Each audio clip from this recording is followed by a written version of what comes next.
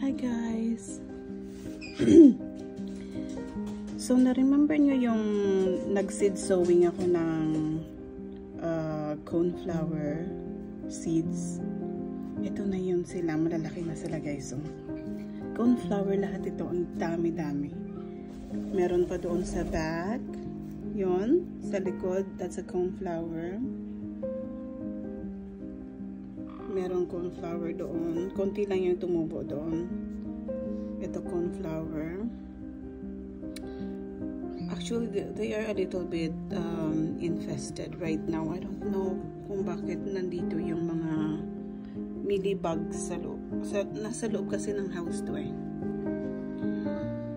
Galing kasi ito sila sa labas, tapos pinasok ko lang dito sa loob. So, it looks like nadala ko dito sa loob yung mga pests. And look, meron akong ampalaya na tumutubo sa likod. And this is also cornflower. This is my thyme. Hot pepper mix. And then meron akong mga tomato, talong, artichoke, celery. Kailangan ko pang itanim itong celery na to guys. And then I have some more. Cornflowers. Mga seedlings na sila guys. And then I have more over here. Ito yata yung pinaka-recent ko na seed sowing. Kasi maliliit pa sila. And then over here at the bottom, I have some more. Mga cornflower din yan sila. Maliliit pa. And then meron din doon sa likod. So, yung mga cornflowers ko guys, I only water them like every 3 days. Every 3 days or every 2 days.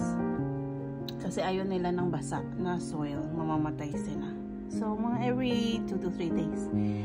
And then, yan naman yung rose cuttings na galing sa Miami. Galing doon sa plant ng sister ko. So, on this nursery pot, 3 lang yung nabuhay, and on this one, 1 lang. So actually madami yan silang tinanim ko, but konting-konti lang yung nabuhay, but at least merong nabuhay, di ba? So ito na yung mga iba kong mga seedlings na galing sa labas. Pinasok ko sila dito dahil nung lumamig ay ayaw ko sila magkanda kalbo-kalbo.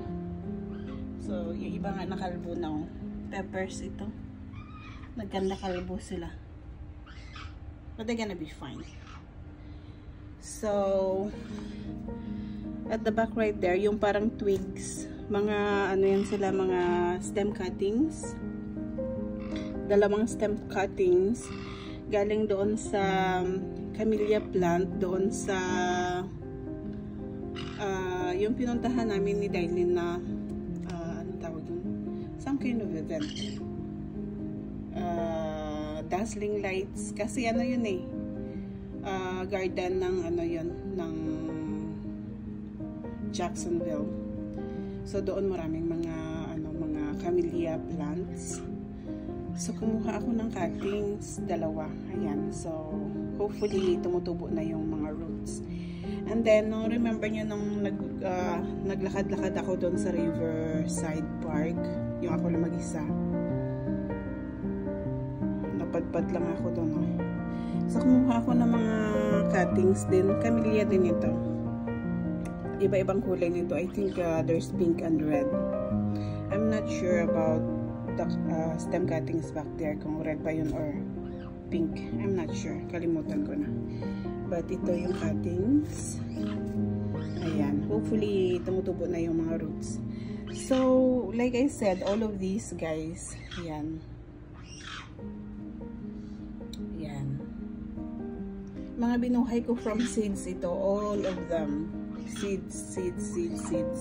And then, ito yung mga stem cuttings. 2 lang yung stem cuttings. And then, sa baba naman, ganun din from seeds and stem cuttings, mga roses sa likod. Tsaka Ayan naman, binuhay ko rin yan from stem cuttings. I can't remember what it is, kung ano yung tawag dyan. But ito yung mother plant. Ayan.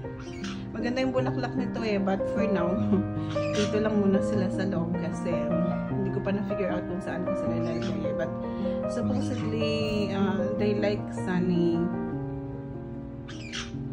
spot. Yung araw ba. Para mamulaklak sila. But, binili ko siya noon guys. Ang liit-liit. Parang isang ganito lang. Parang isang ganito lang siya na stem nung dumating. Ngayon, tingnan niya naman. Sobrang bushy. But yeah, these are my plants guys. So far. Hindi pa ako nag-seed sowing ulit for springtime.